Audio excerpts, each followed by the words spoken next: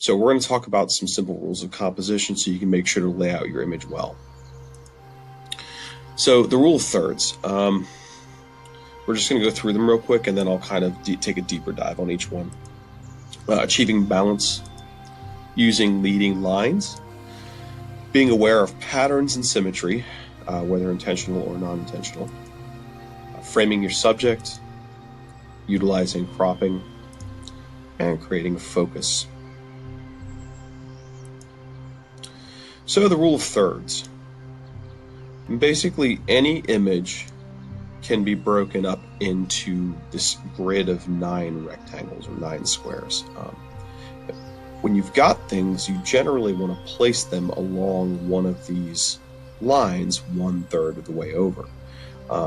What that basically means is it keeps the viewer's eye kind of engaged with the image. We've got this line here of the horizon, which, as you can see, is 1/3 of the way up.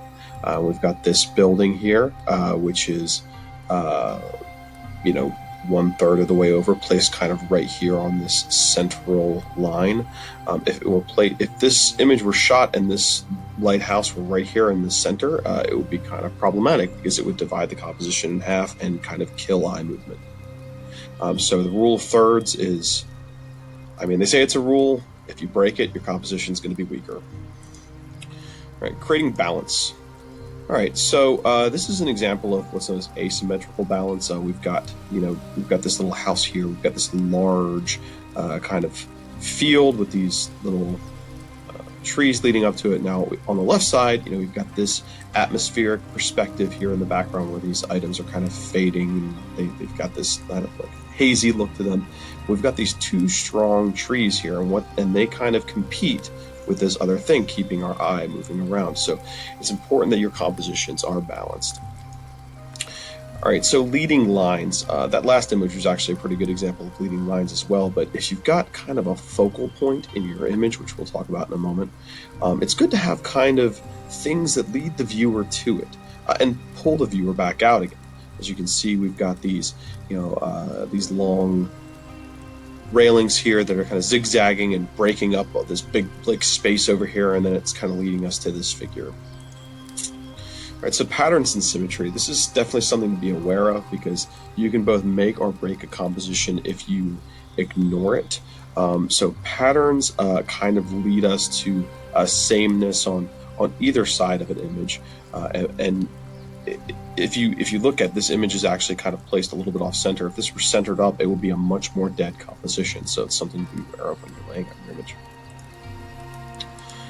Framing the subject. Okay, so when I say framing the subject, I do not mean a literal frame around the image. I mean things on either side or above and below that kind of makes a subject pop or appear important. So we've got this kind of idea of this open space here behind this church building, and then we've got the trees framing it in to kind of make us know, okay, this part's important. So utilizing cropping. Sometimes I'll make an entire image and then I'll crop certain parts out of it because the composition may be a little bit off. If we look at this example, this, it's a lovely road kind of flowing down this mountain path into the foothills here, and this dynamic sky. But if the whole image were being used, it wouldn't be as strong because we've got the road is centrally located. We got the same amount of land on either side, creating that kind of zip straight up the middle. If we look at just the part of it that's cropped, part of the image that's highlighted, we see the composition is much stronger because we're moving along here. Our eye gets pulled back here, and we get pulled right back into the road. So it kind of keeps us moving. So creating a focus. So there's something to notice about this image here.